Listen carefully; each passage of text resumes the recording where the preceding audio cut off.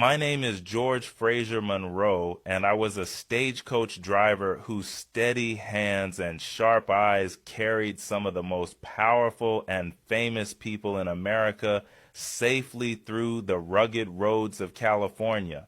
I was born around 1844 in Georgia to Louis Augustus Monroe, a barber, and my mother Mary, a free woman from Ohio. Though the nation was deeply divided in those years, my parents ensured I received an education. I was schooled in Washington, D.C., under the guidance of my uncle until I was 11 years old. After that, my journey carried me west to Mariposa, California, a land of towering trees, winding trails, and new opportunity. In California, I first worked as a tour guide in Yosemite at a resort hotel owned by Henry D. Washburn called the Big Tree Station. Yosemite was wild and breathtaking, but it was not easy to reach. Once roads were carved into the mountains and stage routes were established, I found my true calling behind the reins of a six-horse team. I eventually became a stagecoach driver, navigating treacherous mountain paths with skill and confidence. From 1870 to 1886, I drove a route between Merced and Mariposa, guiding passengers along the dangerous S-curves of the Wawana Trail in Yosemite Valley.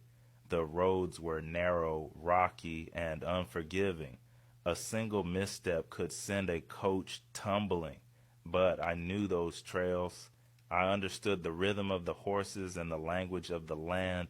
My employer, Henry D. Washburn, considered me one of his most distinguished drivers.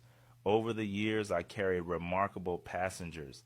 I drove U.S. presidents, Ulysses S. Grant, Rutherford B. Hayes, and James A. Garfield through Yosemite's majestic scenery. I also escorted the famed socialite Lily Langtry along those winding mountain roads. President Grant once praised my driving, saying he would throw those six animals from one side to the other to avoid a stone or chuck hole as if they were a single horse. That compliment spoke not only to my skill, but to the pride I took in my work. In an era when opportunities for men who looked like me were limited, I built a reputation for excellence, courage, and professionalism. I did not simply drive a stagecoach. I carried history along those mountain roads.